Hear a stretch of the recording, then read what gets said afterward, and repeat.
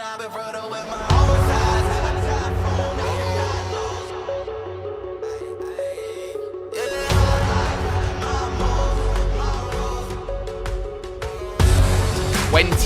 drivers, $25,000. This is the Force Dynamics Dallara iRacing Grand Prix Championship.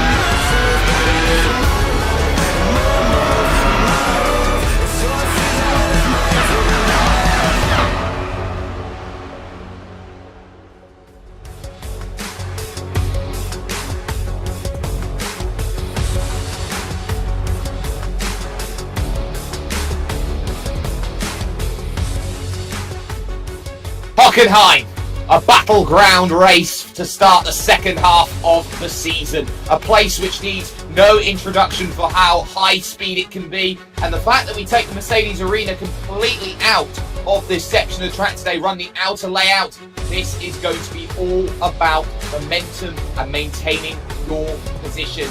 This is where championships are made. This is where we're starting to see the championship form up. 2 straight wins for Martin van Loosenoord, and it's really getting itself into play. I'm Jake Sperry, joined alongside by Peter Mackay and Kenneth Bueno, here to bring you more of the action here today. Kenneth, this is a really important battle that we see so far. 9 points in the championship, and van Loosenoord has all the 4. Yeah, it's been a really close, tight championship battle between these guys, and it's only going to get tougher by the time we move into this round. Hockenheim is such a tricky track. It's the first time, Jake, that we ever visited in this very series, so to see it as a pivotal moment, as a pillar, and what could be a championship fight all the way to the end, it's going to mean a lot. You're going to make your chips right here. You certainly are, and Peter, you've had a little bit of an understanding of what this track can mean to drivers. We're going to have a look and see how the track map determines how this race is going to go. Quite an unusual layout to be running here at Hockenheim. As you mentioned, Jake, we're missing out the arena entirely, so it's a flat-out run all the way down to the Spitzkehre hairpin and then all the way up again to the Mobil 1 curve. So the team game is going to be very important. As we'll talk about in qualifying, Martin van Loosenoord chasing down the championship lead. He's going to have some closer allies this week by the looks of things. Certainly does, and we'll get to that in just a moment. But this, of course, the track created in 2002, the brand new layout, the first ever designed by Herman Tilke. Of course, he used to run all the way through the forest for the Jim Clark curve, and then over all the way to the top and back down again. It was such an incredible challenge back in the day. But now, with this track built the way it is, it's going to be a firm challenge that these drivers will have today as they look to work out 53 laps worth of racing action over the course of absolutely everything. But at least for the moment here, Kenneth, what are these drivers looking to expect today? How difficult is it going to be for all of them to get themselves into the right position? Well, Jake, for this race specifically, and given this track, just how different it is compared to a lot of the others that we visited, it's going to be all about balance. Drivers are going to be looking at the balance between getting through those twisty curves, especially through the Mobil 1 section, and of course getting through those long straights, being able to use the draft, get into a slipstream, and make those moves, and also saving fuel. That's going to be key, especially on those long straights as well. If you can get yourself behind other drivers, you can be in a place where you can maybe save just a little bit, and overcutting could be the place to victory here in Hockenheim. It certainly could be, and that is something I'm very sure that we are all going to watch with anticipation as we go through. Let's talk a little bit though about the grid and how it's formed here today, as it is a very big surprise out there on circuit. It is a front row lockout for R8G Esports. Florian Lebigra will be on pole position with Valentin Mandenaar alongside him for the ride. Martin van Loosenoord, second in the championship, starts third with Ben Fuller fourth and Peter Berryman in fifth position. Michele Costantini goes sixth, and it's Przemysław Lemonek there in P number 7. Down the order we'll look, the likes of Matteo Galotti in 9th position. Sam Kiter going from P number 11 with Peter Zuber. Great qualifying from him, by the way, in 10th place. Jose Soria goes from 13th. Brian Lockwood sets his time late in the session he'll go from 15th position with the likes of Jarl Tyen and Omar Bahar 16th and 17th. James J. Pinsker goes from 19th. He has a different livery every single day of this series, with the likes of Cedric Beale, Kane Halliburton 20th and 21st. Look way down the order, though. You'll see Johan Harth. He is down in 24th position. He did not set a time in qualifying. He got himself a qualifying ban from the last round at Silverstone. That's why he's got it all to do. He's third in the championship. If he needs anything to go his way today, that is going to be the most important thing to keep in mind. But as the drivers look to grit themselves up here at the Hockenheimring, they know that this opening run to turn number 1 is probably the most crucial of the season so far. It's a fast right into the Nord curve, and as we know, it bottlenecks very, very considerably. So accident may not be a million miles away as they will sort themselves out, and this could be one of the most entertaining opening laps that you could see all season long. Thank you for joining us, of course, all of you here today who are watching us with iRacing, and this is going to be an incredible showcase to kick off the second half of the season. If points were at a premium, they are certainly now more valuable than ever, and I'm sure that it is going to be all about who gets the best run through up towards the Spitzkehrer and that charge that moves on forward. Everyone looking to get themselves ready, though. Everyone with a chance to understand just how important this race can be. This is the Hockenheim for a reason. It's an incredible challenge. And ladies and gentlemen, welcome to the party. This is the green flag, and we are underway here from the Hockenheimring. Already they're checking up as Ben Fuller gets an incredible start. He tried to go through up to almost second position, and they come together. Apex and SDK look like Berryman turned Fuller around then at turn number 1. Immediate disaster here, Peter. Yeah, that's not going to go down well in the Apex Racing team trailer at all. That is not what you want to be getting in. They need to be working together to get the best result. Oh, and it's so crucial. Berryman is struggling. His front wing is damaged, and his race could very much be over. His front wing is completely off at this point in time, heading to the Spitzkehrer and going through a massive disaster. Then in the opening starts for this one, and the championship turns completely on its head. And this, Jake, was something that we were discussing, something that we were looking forward to here at Hockenheim, just how tightly the pack will be knitted here at Hockenheim, especially in turn 1, given how fast you go. And for Berryman, Ben Fuller, the two drivers in that team, they are not looking forward to the rest of this race. Berryman with the damage, he's most likely going to have to go down pit road for damage control. As for Fuller, he is way down the pace and all the way in the rear of the field. He absolutely is, and in comes Peter Berryman now to make his stop as he looks to get himself forward. At the moment, Labigra leads, Van Loosenoord in second, Mandenark is third, Costantini in fourth, and Lemonek in 5th position. The R8G cars, Peter, started today on the medium compound tyres because they now cannot change onto a hard compound like they could in the opening 3 rounds of the championship. So what you see now is the alternative strategy from the teams in white and purple. Yeah, I think it's very, very clever indeed from the R8G group to help out their colleague Martin van Loosenoord, Florian Lebiger and Valentin Mandernack starting on the medium tyre, qualifying on that tyre, getting themselves up in the mix. And that is really, really important. And well, we've seen the Apex and SDK car tripping over one another. It is advantage R8G and Martin van Loosenoord. It certainly has been a great start. Speaking of great starts here, Kenneth, we were talking about Johan Harth needing a bit of help here today. He's already up 10 places in the first 2 laps. Yeah, he has definitely put in a lot of work, and we were looking at this here, especially after yesterday. Talked with some of the drivers. They gave me the info that Johan Harth was going to be banned from qualifying, hence why he started all the way at the rear of the field after some incidents at Silverstone, but he has done so far a good job of picking himself up through the field, and at least we were talking about maybe the chance for Harth to get some points, considering he is right within the championship battle in the top 3. This is a good start in the opening stint of this race. It certainly is, and this is where you've got to be alert in the early goings because of these such long runs through the Parabolica to the Spitzkehrer and down all the way to the Mobile 1 corner out on circuit. This is a draft track, and you were joking with me a little bit earlier on before we were live on air, Peter, that this has the same feel as, for example, Bahrain 2020 when Sergio Perez won that race. So you start getting that same sort of dynamic. It's quote-unquote got that Roval aesthetic. It is very Roval-esque, isn't it? It's the German Roval here at the Hockenheimring.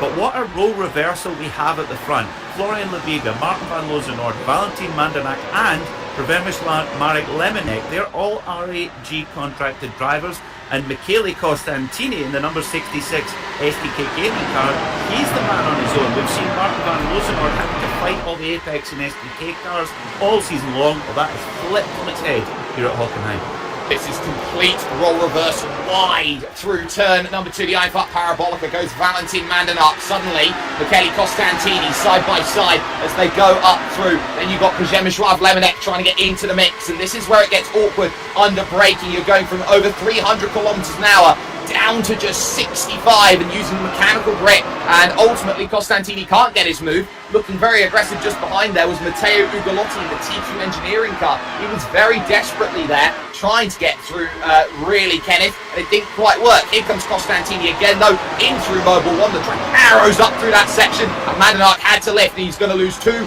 maybe 3 as they go through the Sachs curve. Gonna try to go to the outside here in the final part of this track. This is going to be arguably one of the most difficult spots to even make passes, Jake. I mentioned some of the drivers. They had some concerns as well about that transition, going from the long straights versus going to the Mobile 1 curve and going through that part of the section all the way back to the start-finish line, because it gets really tight, it gets really narrow, and with these very wide open-wheel cars, Jake, you don't want to make any contact, because if any damage ensues, much like we saw with Berryman and Ben Fuller, you're going to be behind the 8-ball all race long. Absolutely, and just behind Peter Zuber started to think of the move. Andreas Henkel, so too Tamas Simon in 8th position, trying to get a run up on Sam Keitert under braking, locks it up, there's no turn and actually gets tagged from behind going through. That was Peter Zuber into the back, so the 2 Hungarians there making a little bit of contact, and just behind that, Johan Harth through on David Toth now down at Spitzkehrer. Peter, he's now up into 12th, he's done half the work already in 5 laps.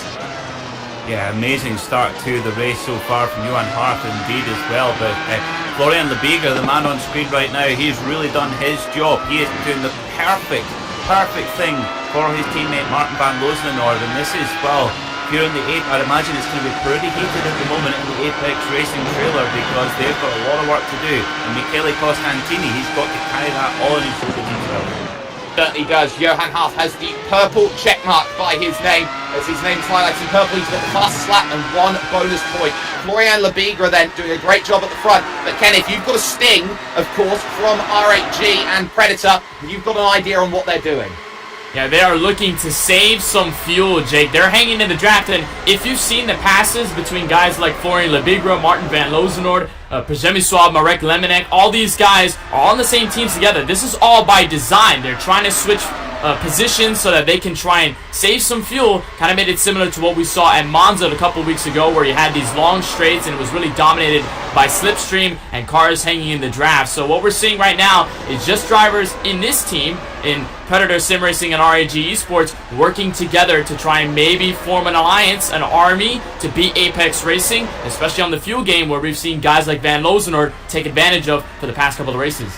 And we could certainly say, with what happened in lap 1, the 2 most dangerous drivers of Ben Fuller and Peter Berryman, well, their races are pretty much persona non grata at this point in time. So they know they've got a lot of work to do. The front 2, then, at this point in time, 2 seconds clear of that group behind, which contains Lemenek, Mandenack, Costantini, Ugolotti in there, Keitert, and someone with Henkel and Zuber trying to cling on to the back. So every place is about management. You've got to manage your way up through the pack and know when to save, when to attack, and when to defend. And that is something that you really need a lot of wherewithal, I would say, Peter, to make that a reality. You don't always have to guarantee if they go through as it goes through, and I'm sure that that's going to be a really nice reality. But they can see Florian Lebiga still out in front, doing exactly what he needs to do. Then in this front 2 battle, they're trying to maintain a gap of about 2 seconds, and Lemenek behind has a lot of work to figure out at this point in time. I have just lost my colleagues, I do apologise, ladies and gentlemen, but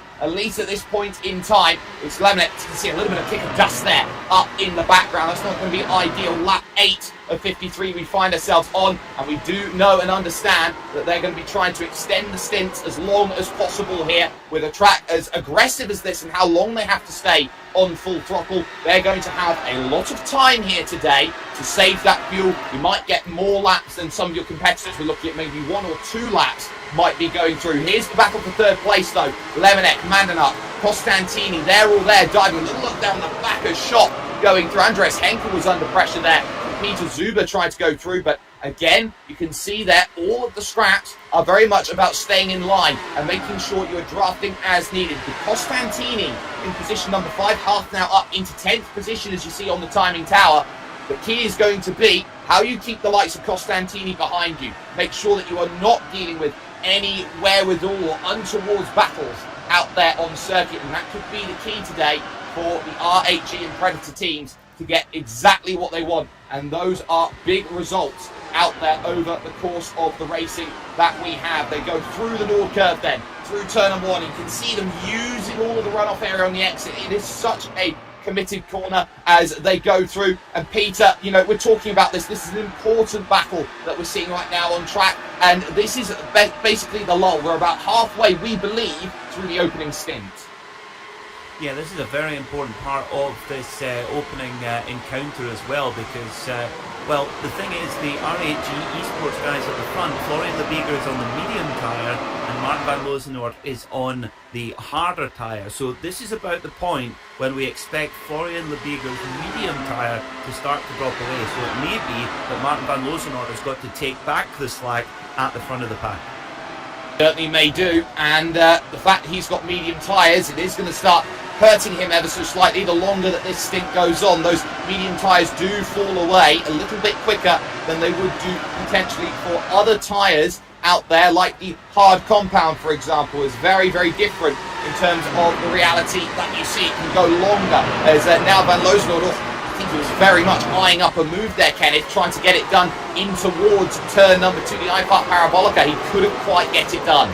Yeah, he's going to be methodically looking for this move here on Florian Lebiger in that O2 machine. But top 2 have really broken away from the rest of the pack, as here comes Van Lozenoord to the inside. He's going to make the pass complete. And coming to the right-hander, Van Lozenoord has the race lead, but exactly what I was mentioning, the draft, just a big part of making passes, making overtakes here at the Hockenheimring. And with these long straights, if you're able to set it up, especially to that hairpin in turn 5, that's where you're going to make your money. Van Lozenoord did just that. He's in the race lead.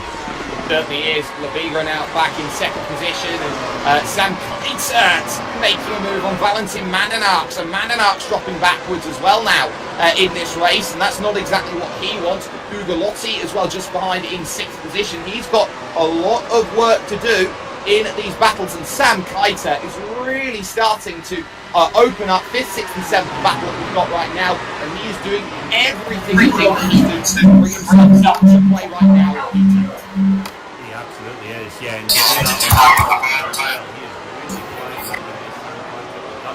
the Dutch junior karting champion as well, and transferring that skill over to the sim. Of course, loves his single-seater races as well, does Koiter, and well, he's on making his move forward.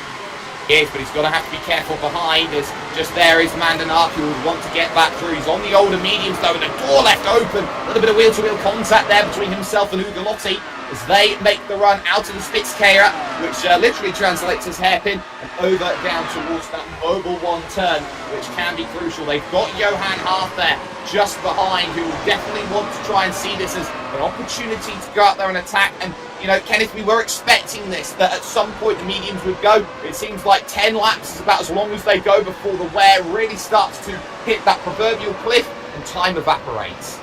And I was speaking with some of the drivers yesterday, Jake, about how tire wear would work at a track like this. They kind of compared it to Silverstone. You want to stay on the hard compound tires if you're going to really last the whole run. Remember, a lot of these guys want to draft save, they want to fuel save as well, so they need the tires to get all the way to the end, or else their car is going to be just unbelievably hard to drive. But with those medium tires, I mean, these guys made the call. They wanted to get through the shorter stints. Now they're realizing that they're staying a lot longer than that, and they're going to have to try and adjust here. But hard tires seem to be the way to go, as here comes Johan Harth to the inside of Matteo Galotti. It's going to be a fantastic pass here for the Apex Racing driver, and after starting in the rear, Harth is up to P7.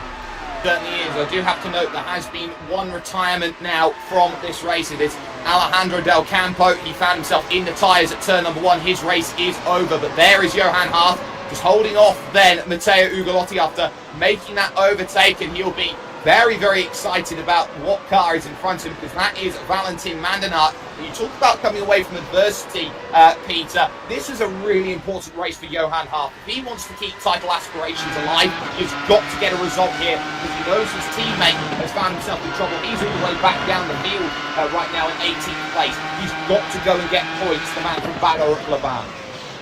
Yeah, Johan Harth is actually, his night is going very, very well so far. He's came into this race just 3 points behind Van Loosenhoorn in second and only 12 points behind Berryman in the lead. And, well, the start of this race has flipped everything on its head, and Johan Harth is driving like a true world champion like he is, and, well, making such good progress forward. Now, you will need to be careful though as well, though, because he did get into a little bit of side-to-side contact with the car in front, and indeed with Florian Lebiger a little bit further ahead as well. So they'll have to just be very careful picking his way through this front pack. But so far, I think Johan Harth would have taken this 13 laps ago.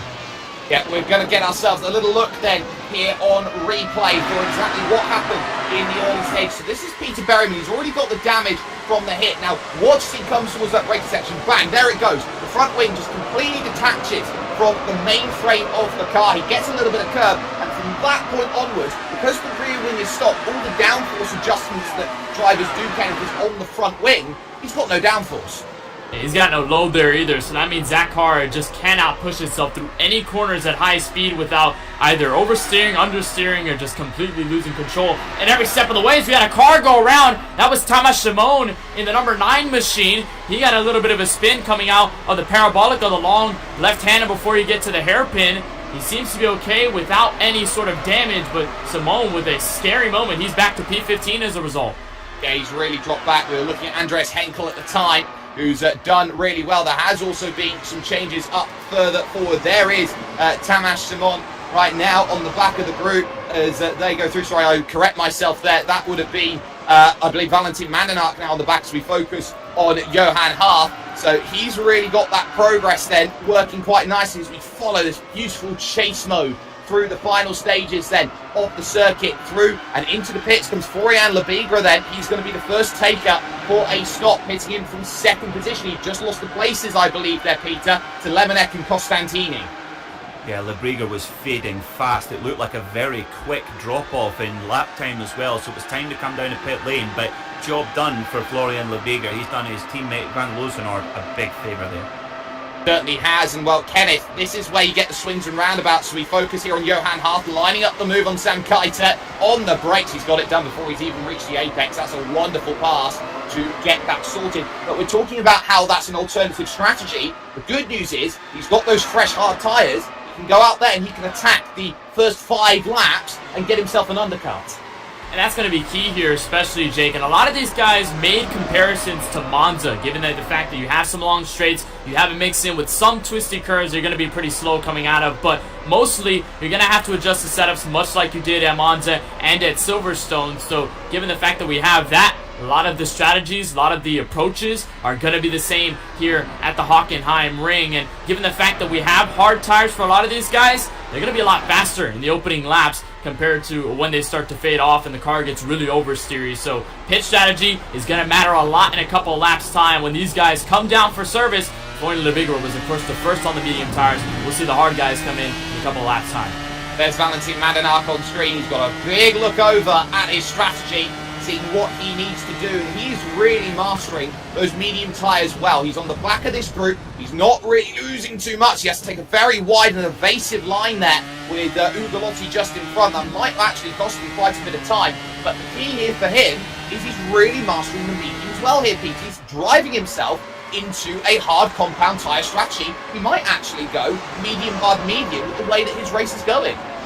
You're right, he's certainly given himself options. An amazing stint so far from Valentin Mandanart. It's a little bit of understeer there coming into Sachs curve, but I have to say, Johan Harth in 4th place, just 5.1 seconds, now 4.8 seconds behind our leader. By, for me, the stint of the championship so far, from the very back of the pack to 4th place, Johan Harth.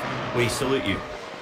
Absolutely, this has been an incredible run from Johan Harth. The only issue that he has at this point in time is he's 2.2 seconds behind his technical partner, so to speak, Michele Costantini. There is one of the R8G drivers on top, as we take a look from Costantini's perspective here on the drive against Przemysław Lemonek.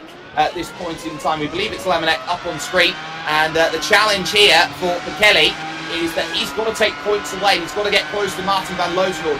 Issue is right now, Kenneth, gap's 2.5 seconds already to the front, and Lemonek is just doing rear gunner duties to a T. Yeah, Lemonek has been told also to not let Costantini by. They don't want to give him any sort of advantage to come up through the front of the field, but for Costantini, even then some, without the draft, without a lot of help, it's just going to be difficult on end to even make passes before they go for this first stint. That's where a lot of these guys are going to make these positions happen, right? For the first stint, a lot of these guys are going to look to go for the hard tires and maybe switch themselves around, and that's where they'll make the positions happen, as I believe we have one driver down pit road. Indeed it is Valentin Mondernach, the driver of the number 46 machine for RAG Esports. He's the second driver after his teammate to come down for service. Yeah, this is a good stop then, a great stint, got 17 laps out of it, did Valentin Mondernach, going on to lap 18 as we look at Matteo Ugolotti's TQ Engineering car. He's trying to angle up a pass here on Sam Keitel there, and has he got it on the inside? Well, they're going to have to fight all the way through the corner, but a little wide berth being given there by Sam Keitel, and Ugolotti now moves up into the top 5. A really good overtake then being constructed with the draft in tow,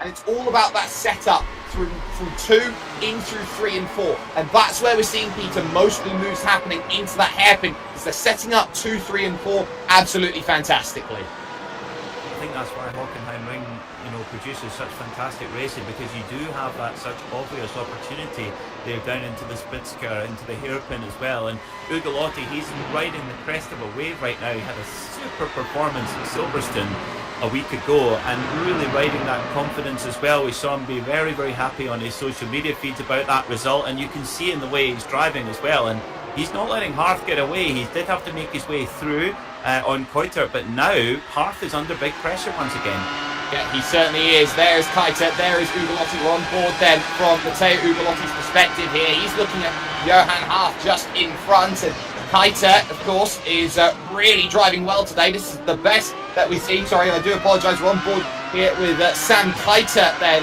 just behind, and the chase is very much there. Got to make sure that every single corner is managed to the best of its ability. You know that you've got a car in front, but again, it's going to be the same strategy that we've seen so far, Kenneth, all throughout these races. Nobody wants to lead, and we are right in the middle here of pit stop strategy.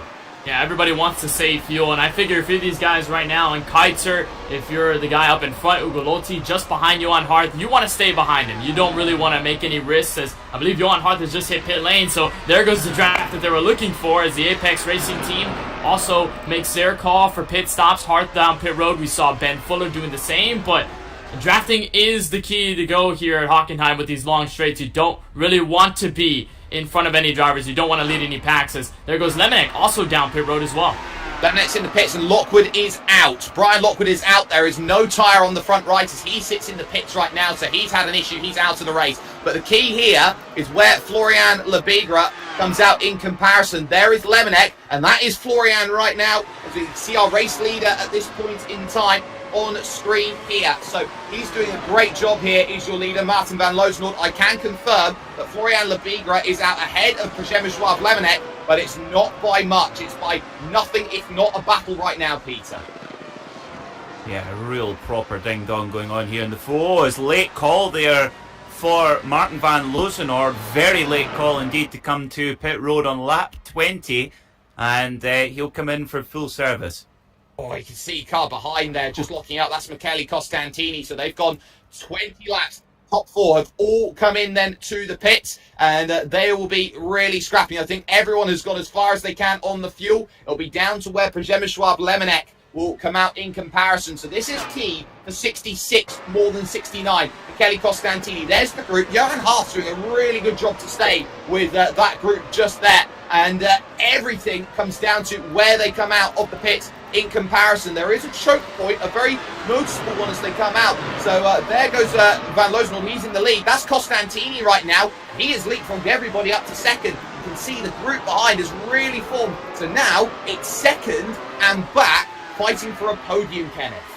And that's what I mentioned a little bit earlier, Jake, the fact that Costantini, he couldn't really make the passes on the racetrack, especially when he was trying to work on Przemysław Lemonek.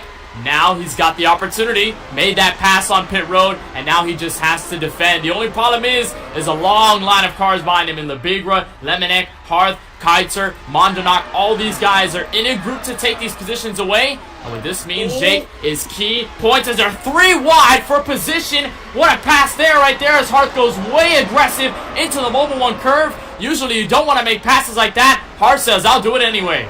Well, the Bigra backed off on the back stretch. That allowed the opportunity for Johan Harth to go and attack, and it is so wide. Effectively, what you're doing through that section of track, Peter, is running the drag strip through that section. So the opportunity opened up. It arose for that ability to attack, and then all of a sudden it was there and it was available for Johan Harth. He now jumps up another one. He's up into 4th position once again, but he knows that he's got Lemonek, who all of that came about from his small mistake out of the Spitzkehrer, so he knows he's vulnerable.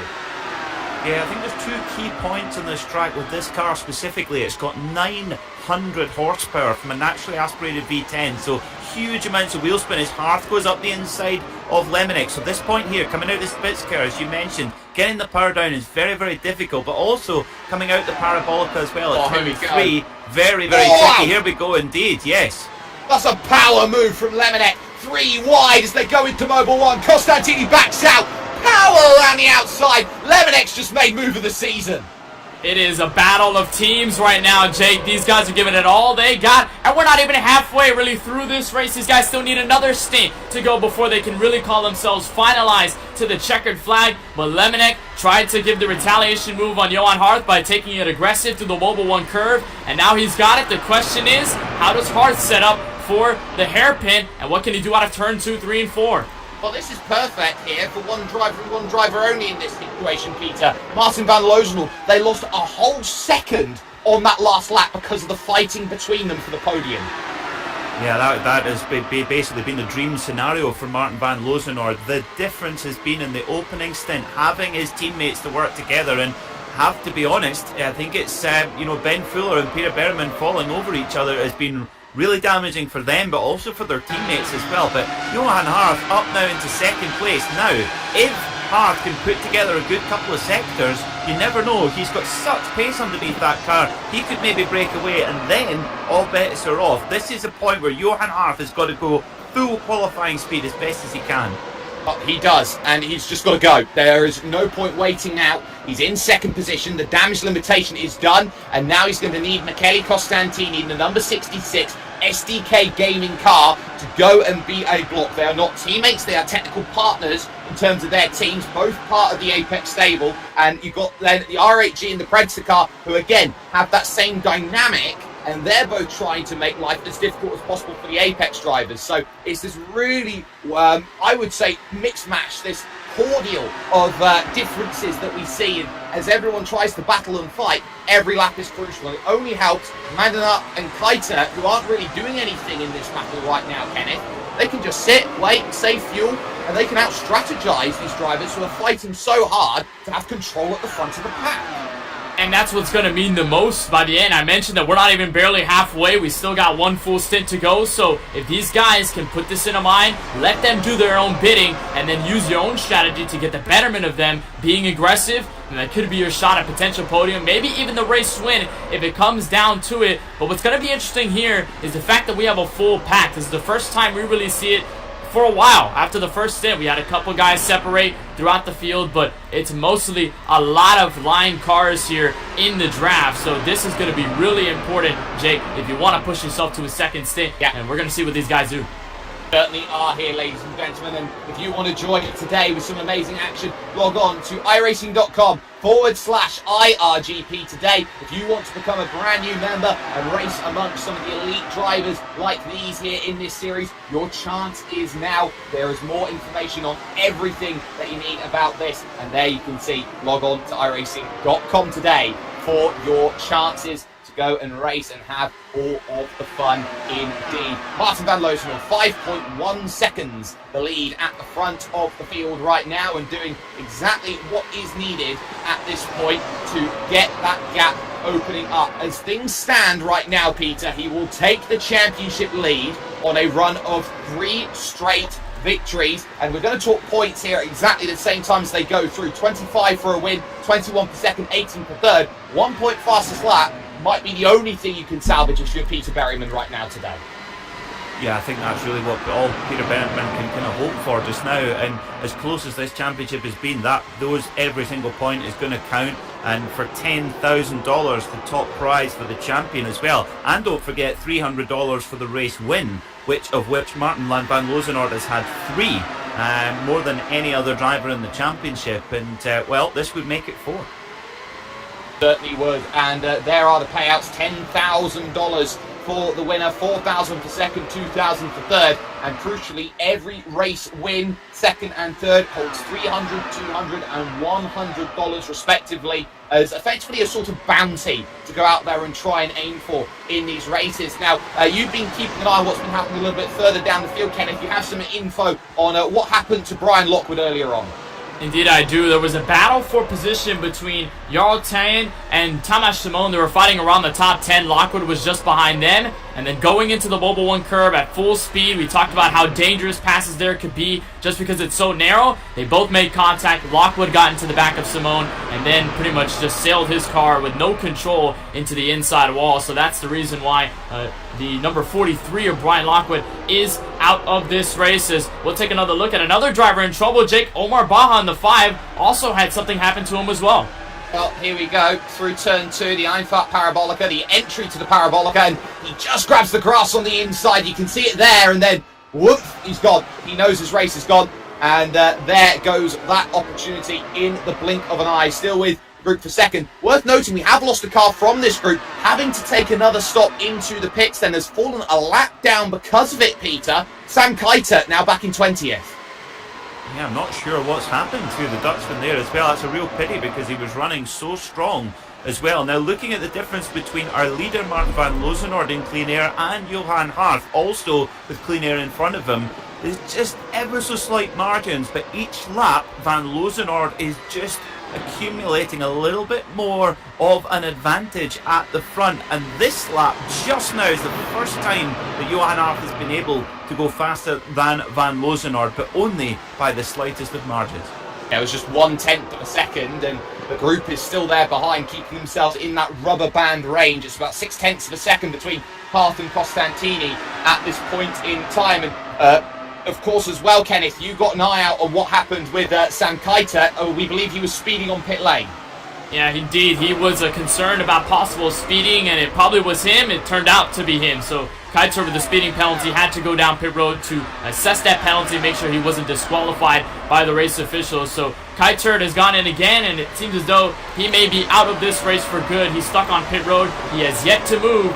So an unfortunate end to what was a solid start out of Sam Keitel's machine.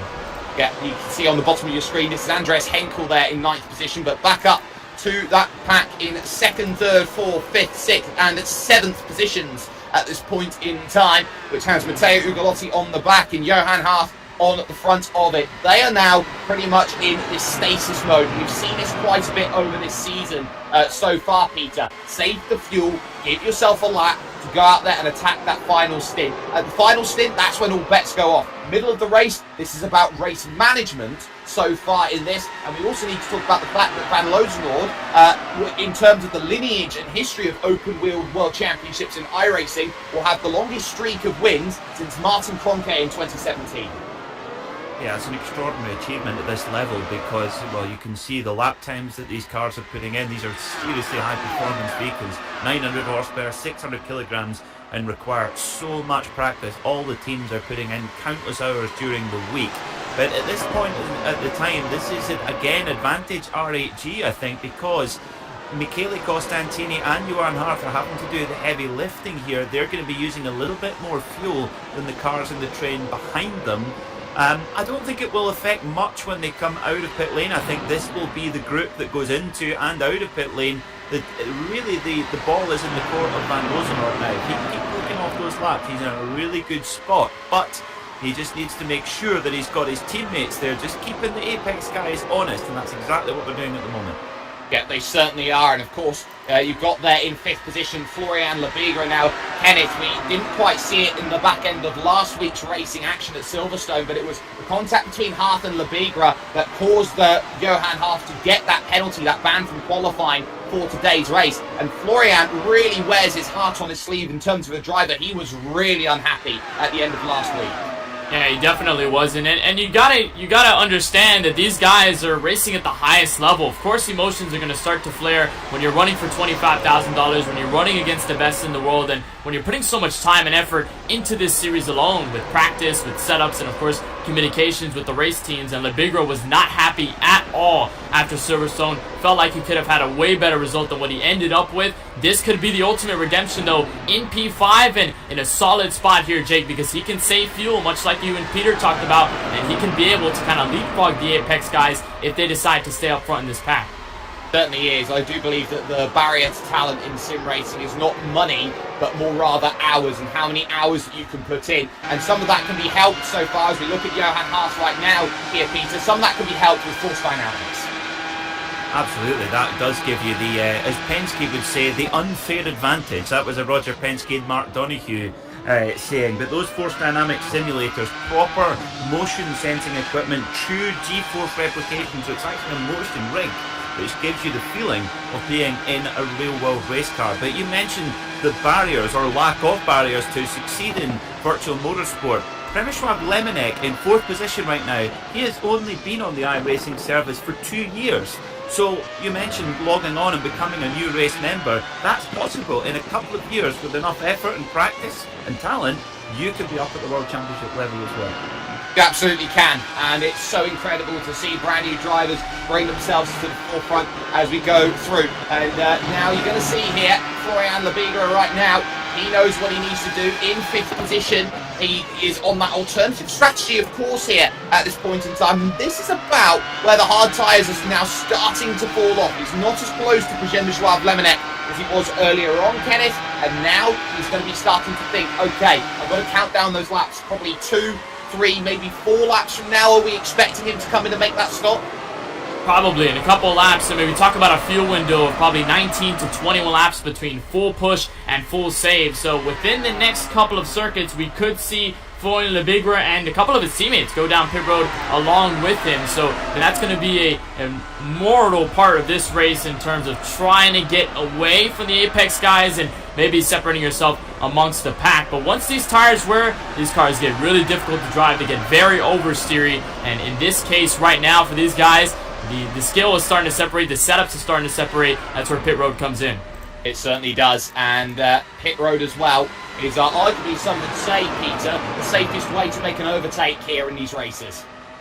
It is, yeah, very good point indeed, Jake. The pit lane does give you a great opportunity to grab chunks of times which, to be honest, at this level simply don't exist on track. We're talking about matters of hundreds and thousands of a second. For example, over the last 10 laps, Martin van Loosenoord and Johan Harth have been separated by 1 or 2 tenths, over 10 laps in total. So that just shows you the margins back and forth.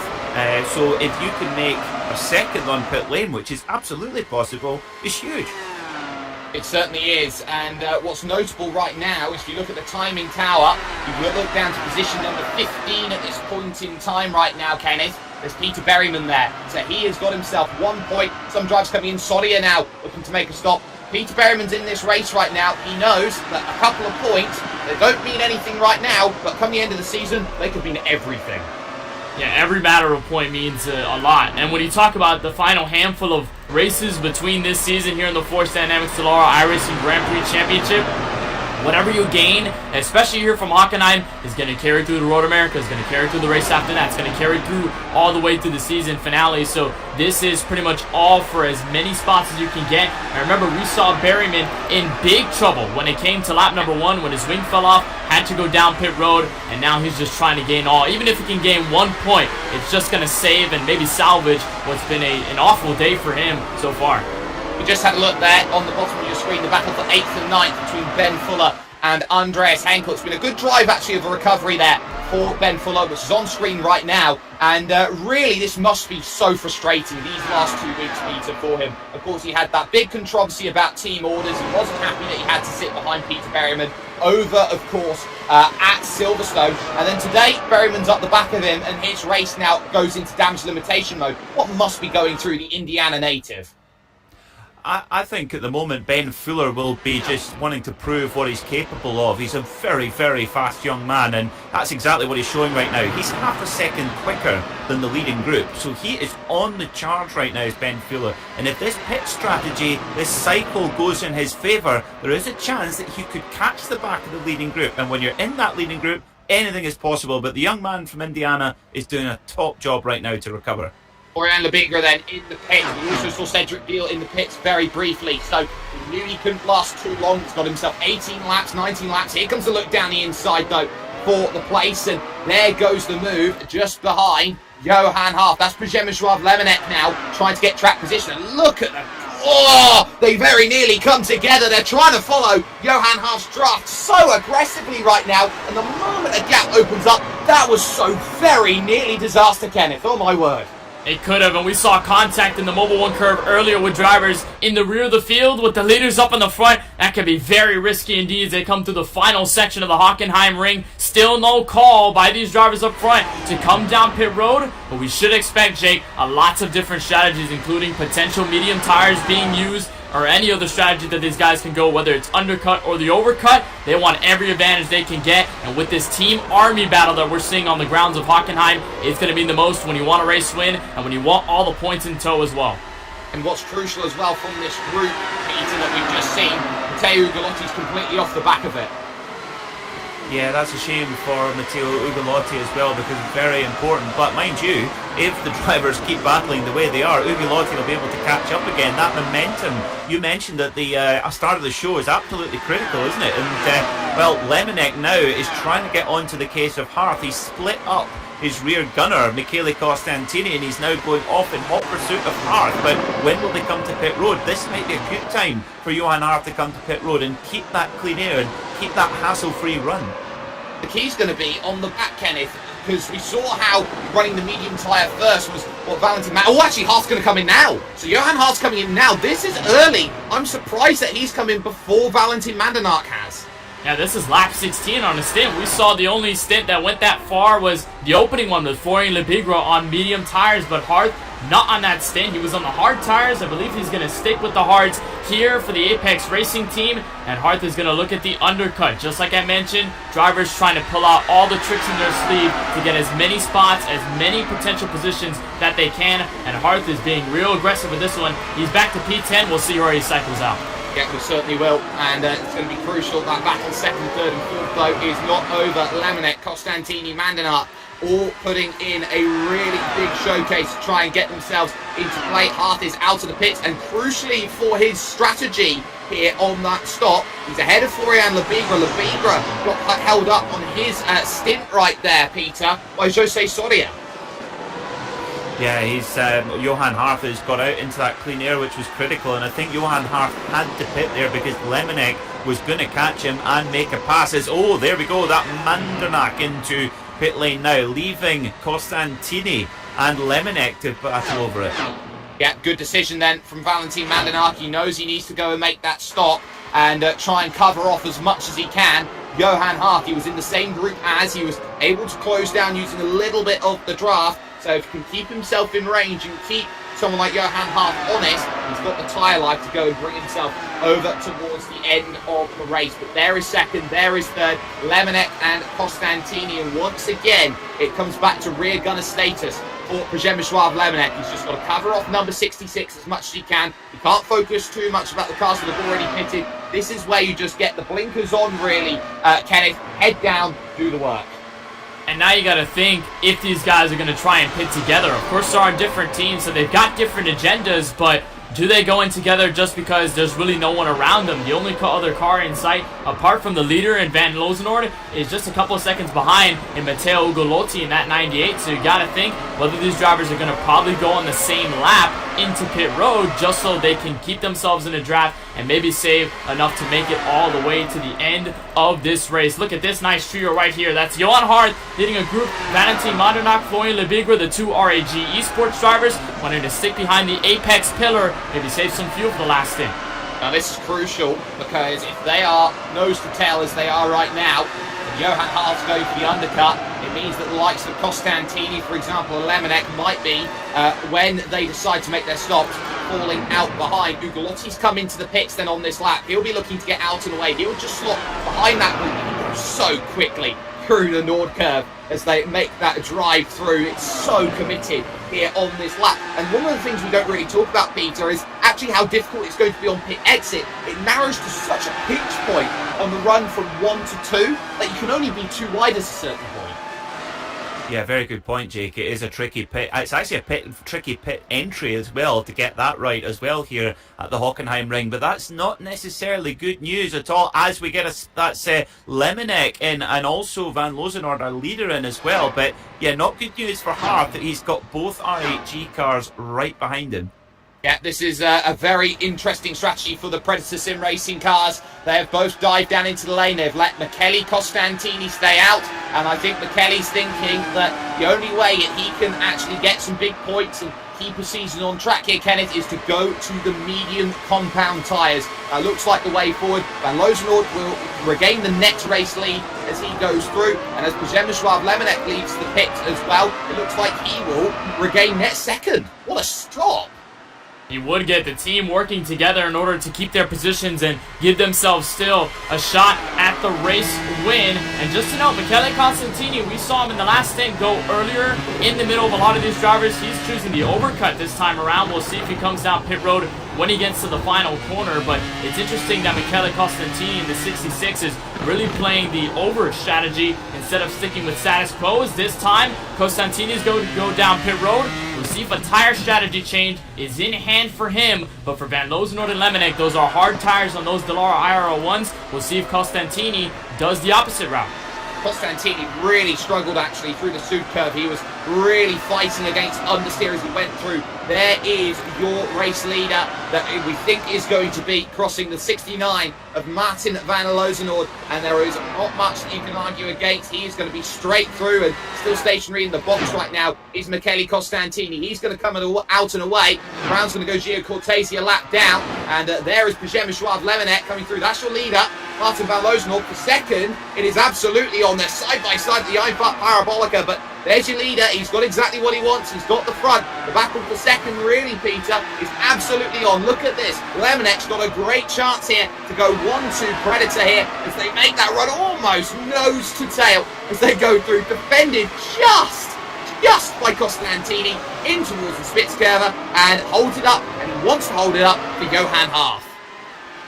So there's maybe a bit of bump drafting going on there. Wow, well, this is interesting. I would have expected Lemonek to go by, and here he goes. He's going to have a go into the Mobile 1 curve as well. They've got to give plenty of room here because it is very fast indeed, and Lemonek gets the move done now. That's not good news for Costantini. Obviously he's lost the place, but Lemonek now can set the pace, and this is exactly the insurance policy that Martin van Lozenord needs. He's got a comfortable lead now. He's actually grown his lead through the pit stop, 6.5 seconds or so he's pretty safe, but Lemonek just adds that extra level of security. RAG have nailed the strategy in this race. They certainly have. Valentin Mandernack on that train though, that last lap, just set the fastest lap of the race, and he has, in the number 46, the bonus point now. You can see Costantini third, Lemonek in second, both of whom have a very still-faced concentration. Here comes Harth now. Oh, he's gone on the grass. He's gone on the grass trying to make this move. Here we go. He's trying to get past both of them in one fell swoop. He makes the lunge to the inside, and he's got it as well. And also just behind that, Mandernack has jumped up into fourth, but it's not done. They're going to come straight back, tire to tire. They almost go. Lemonek does not know when to quit here in his battle as we go too wide, too deep to Mobile 1, the most committed corner on this circuit, and Lemonek sweeping around the outside, does have the inside at the Sud curve, still lunges for the inside. This is an incredible fight as they go through. Harth holds on, Kenneth. This is a tale of two strengths, Jake. We saw just how strong Johan Harth was setting up the Parabolica, going into the Spitzker and that hairpin, and then we see how strong Lemonek is on that straightaway, going into the Mobile 1 curve, and they are still at it for that position in P2. As we look at a replay right here, look at that move by Johan Harth. Absolutely no remorse for going almost in the grass, sets up for the Spitzker, makes that pass all the way on the preferred line, and that's a pass directly for P2 that gives him still a further shot to win this race with 11 laps to go. Did have two tyres in the grass. Ryan Hunter-Reay would be proud of that move. Behind there's a battle through as Labigra fights hard for position then, and he will try and go around the outside of Costantini for placement, and he is going to be able to get that. Costantini really struggling on this final stint, and he's got the freshest tyres of anybody, Peter, so this is really surprising. I'm sure he'll fight back. Never write off Michele Costantini. Remember, he was the top-rated qualifier for this championship as well. The very brutal qualifying process. He topped it. Well, so he's definitely got the pace. And don't forget, of course, that Michele won the race at Spa at round 2 as well. So he's got the credentials, but yes, he does have a lot more cars to contend with who aren't his, should we say, his Apex Racing Team comrades. The R8G guys really have stepped up this evening, particularly Mandernack and Labigra. There are 5 cars in this train, but 2 spots on the podium. 3 drivers are going to be going home, or going to be at home, and very unhappy after this race that they couldn't bag up a podium finish as they chase through the Parabolica over towards that Spitzkehre once again on the brakes, the slowest section of the circuit, down to just 58 Ks. Costantini goes through that section and back on the power again, down the long drag strip that they have here at Hockenheim and over towards Mobile 1, the big right-hander that has been so influential over the course of this race. They're not losing too much at all. They're still going through that section, Kenneth, 235 kilometers an hour. It is quick. I mean, when we talk about a Dallara IR01, just how fast this car is around any circuit, you really have to adjust. I remember joking yesterday with the drivers that usually at places even like Hockenheimring, you put a GT car here, you're going way slower through the corners, you're going to have to lift, you use the brake. But in this car, a lot of the tracks, or a lot of the turns really on these tracks are full throttle, or you give a little lift, and that's it. Maybe a tab of the brake, and you're through the corner with the amount of downforce and the speed it has. So it is insanely quick to that second straight, moving to the Mobile 1 curve, and it's fantastic to see just how fast-paced you have to be as a driver and as a spectator looking at the field. Yeah, absolutely. They're now 9.2 seconds. The win has gone for them. Costantini back to the inside, trying to search for the move then on what is going to be Florian Labigra. Not going to happen. There is Mandernack in fourth position, doing a solid job right now. And this is what you see. He is the sort of driver who's the future of this series, Peter, and I think could very easily be the next Sebastian Joe. I have to say, I love the spirit of Valentin Mandernack there, just with a huge grin on his face, enjoying this dogfight with Michele Costantini and his teammate Florian Labigra. I love it as well, and yeah, I have to say, I'm a big Valentino Rossi fan, and I love his choice of motorbike helmet there at the back of his sim room.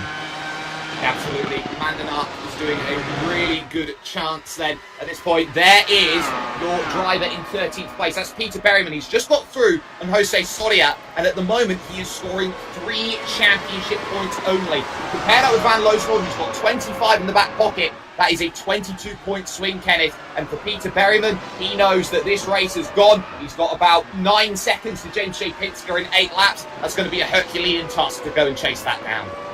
Yeah, at this point, especially as a racer, when you have a race like this, you have things not go your way early, you're put on the back foot for the rest of the event. At this point, Berryman is just bracing for impact. He knows that he's going to try and get as much as he can, but it's not going to be as much as maybe he hoped to get, or maybe where he hoped to be at the end of this race if that incident didn't happen. So he's just waiting for the point standings to file through after Hockenheim, grab his points, head for Road America, and then try to go for a redemption effort. At this point, there's not much that Berryman can do other than to just hold on for the last 7 and then just adjust for what him and his team can do coming in next week. Absolutely. The battle, though, still rages on, and it might just be the switching dynamic that the Apex team go from Berryman as their push forward to Johan Harth, who has done an incredible job. He is up an eye-watering 22 places in this race, has got himself up into second position overall. And you can see there, Lemonec, Mandanuk, Lebigra. It's the three drivers in the RAG stable, the two RAG cars, fourth and fifth. And then in third position, Przemysław Lemonec there, and they're just trying to wait out Johan Harth, you feel, Peter, at this stage. Wait him out until 3 laps, 2 laps, 1 lap, then you go out and you go and try and make those all-important moves to get those cars up on the podium. Yeah, I think they've got to be very disciplined here, do Lemonec, Mandanuk and Lebigra, and indeed Costantini, because there's two drivers that are on the way. Ugolotti in 7th and Ben Fuller in 8th. They are catching up with this pack, and if they start to switch places, well, Fuller and Ugolotti would be on them straight away. So I think there's an element of that where they're looking behind as well as forward, but you're right, in those last couple of laps the gloves will well and truly be off. It certainly will. Ben Fuller, for comparison, is 2 seconds behind Matteo Ugolotti, who he himself is only 1.5 seconds back of Michele Costantini. Now, the key here that we're seeing in terms of this battle in the group right now, Kenneth, is that the drivers want to be within about 1.2 seconds of the car in front to get the maximum benefit of the slipstream. Yeah, that's been a consensus rule with these Dallara R1s, and these guys found out about it quick through the qualifying series, and of course, the first 5, now what's going to be 6 rounds here for the Force Dynamics Dallara iRacing Grand Prix Championship is that if you stay within 1.1 seconds, then you're pretty much good to stay in the draft, and you've got an opportunity to stay behind the driver, let them carry you through the track, while also giving that open opportunity for drivers to make passes as they go around, I believe, one of the lap cars there on the outside, and it got really messy there into the last section of the course. You take a look at 2 battles. Battle for 2nd is on between Harth and Lemonec. There's a battle for 10th right now between Thomas Simone and David Todd. Absolutely, 2 Hungarians battling, and Cedric Beal very nearly, I believe, there got collected by Michele Costantini on the run to the Sachs curve. So that was very nearly dramas there that went on through. But Toth and Simon doing a really, really good job in their scrap. 10th and 11th right now. They've got nobody around them, nobody behind them. They know that their race is just down to them, and that top 10 could be really vital towards the end of the season. These have been 2 drivers on the bottom of the screen here, Peter, who have just been the personifications of consistency, as now we get a bit of side-by-side. We run through Florian Lebigra and Michele Costantini here, and they're losing the ground to the train in front. Yeah, the train in front are lapping at an extraordinary rate, a 105.5 for both Harth and Lemonec last time by. That is basically right on the fastest lap of the race. 105.4 is the lap set by Mandanuk, who holds it at the moment. But I think we could see that fastest lap of the race come back and forth even more in these last couple of laps. But Harth is pushing, he's trying to protect himself, but Lemonec is desperately trying to make that move as well. Van Loosenoord is gone. Who would have thought, guys, that we would have a gap of 10 seconds from the leader to second when we started this championship? I certainly wouldn't have. I definitely wouldn't have either, and it is very key. Florian Lebigra is definitely having a hard time with things, but it's not the end of the world in terms of their races at RAG headquarters, really, Kenneth. Would you say that Lebigra's job is to just keep Costantini preoccupied as the battle continues and gets closer here, 2nd, 3rd and 4th? Here's the schedule. They know that Road America comes up next week, and that feels very similar to Hockenheim. Yeah, that's going to be a lot of fun. Road America, the National Park of Speed over in Wisconsin. That's going to be a very quick one. That's going to be a very fast one. And with those corners, it's going to be really challenging with these Dallara IR1s. But to answer your question, Jake, about Florian Lebigra, it's not necessarily keeping himself in the battle. It's also keeping himself within the group. Because right now, you've seen a stark difference in the distance between where teammate Valentin Mandanuk sits and where the O2 Florian Lebigra is. He's having a hard time with Michele Costantini, and Michele has just already been known that he needs to get by Florian and drop him off the group. They don't want them to be even closer to the teammates and the alliances with these guys up in 2nd, 3rd, and 4th. And Florian also, with that couple, the battle with Costantini, he has to save fuel to make it to the end. So it's a tough road up ahead for Lebigra in the final 3. You're just going to have to bite the bullet there and say, you know, it was a good effort, but the podium's a little bit out of reach. It's really close with 3 laps to go here at Hockenheim as Przemysław Lemonec, the Polish driver, looks to challenge here in a French sandwich. You've got Harth in front of him, you've got Mandanuk behind, and this is Mandanuk's view of it then as they run all the way to Mobil 1. Again, it's going to be another lap of patience here from Przemysław Lemonec at this point in time. He knows that he has got that line, he knows he can attack, but he is just waiting for it to be an absolute certainty, Peter, as it is now 2 laps to go as they cross. Well, Valentin Mandernack here, the 46, he'll be wanting to taste a little bit of his local produce from Rennes in France, a little bit of the bubbly for the RHG driver, but the job of Mandernack and Lemonnick here is try to depose Johan Harth, because remember, Martin Van, a lot of lap traffic to worry about. The guys do a good job of getting through there, but remember, Johan Harth is in a tight championship battle with their teammate Martin Van Lozenoord. Now, they've done a perfect job by him so far, but the icing on the cake would be to take points off Harth, as Harth has to go very defensive, and they've got even more traffic, Jake. Yeah, they certainly do. Soria in front of them, in front of that Yaltayan, who's about to go a lap down. So now you're starting to see here, Lemonnick go for it. Look at this, trying to get as close as they can. There's some side drafting on the run up through. Mandernack's almost trying to give a push here to try and help out, but still, Johan Harth holds on. We're coming towards the final lap, and pretty much all bets are off here in this fight for the podium. They're giving all they can and a little bit more, but Przemysław Lemonnick is all over the back. Kenneth, he wants that position so badly after he had the chance at Spa that went away. And you gotta think that there was some frustration right there, Jake, in that sector, because coming off turns 2, 3, and 4, going to the Spitzker, they had that opportunity to make the pass, and especially coming to the Mobile 1 curve, they had it as he comes for turn 2. Here comes Lemonnick to the inside. It's a pass almost complete. They're 3 wide. Oh no! There we go! Both cars go! There goes Lemonnick, there goes Mandernack, and all of a sudden, as they went 3 wide and Lemonnick was trying to squeeze and squeeze there against what was Johan Harth, Harth had nowhere to go, and for the second consecutive week, Harth comes together with the R8G and the Predator cars. Somehow it's Florian Lebigra right now up in 3rd position, but that won't matter for the moment, because there is Martin Van Lozenoord, who is unaware of all of this, making his way now towards the Sud curve for the final time. It will be 3 in a row, and they now call him Money! Martin Van Lozenoord, championship leader, heading to Road America. Wow, what a dramatic finish there as well, and there's got to be big questions in the RHG camp. Lebigra out of fuel at the final corner, and it's stolen away, 3rd place by Michele Costantini. Well, this championship just continues to flip back and forth. It looked like it was all RHG's night, but, well, Apex have just pulled it out the bag right at the bottom, but, oh, you cannot take anything away from Martin Van Lozenoord. What a performance.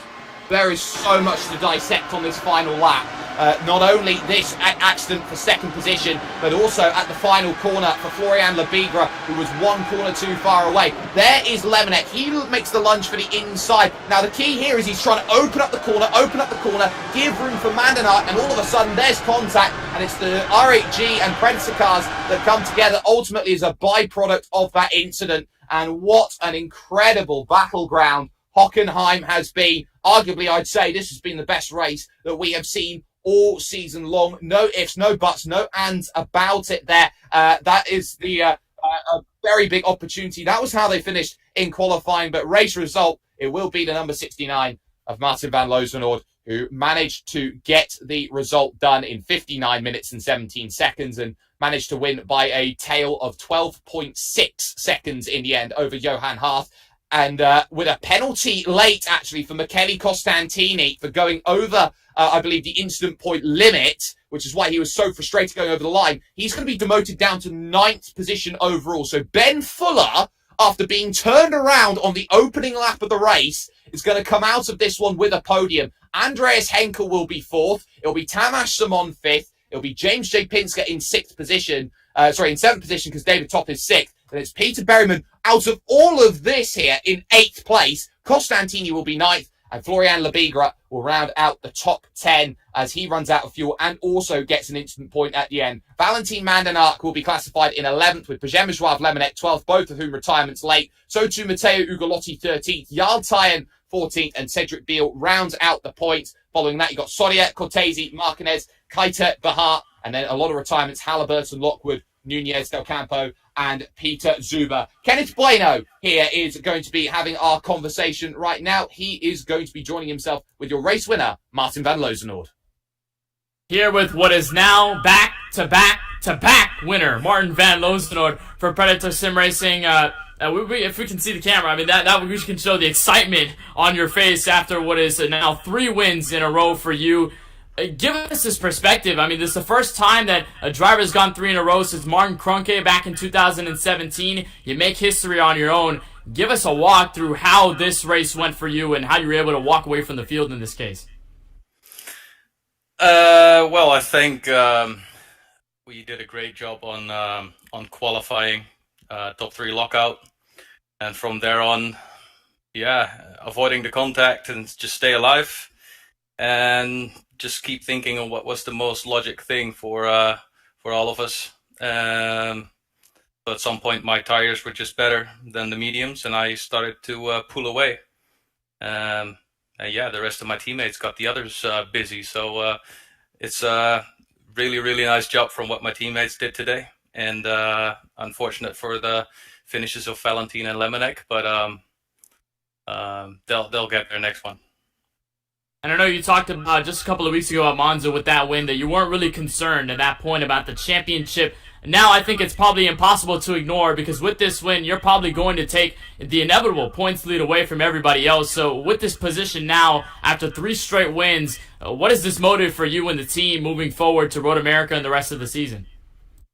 Well, the same as always. You know, I've got a full-time job, so next to my job, I've got to practice as much as possible to keep the pace as high as possible and get these wins. Of course, you always have a little luck factor. Luck has been on my side for the last 3 races and the first race.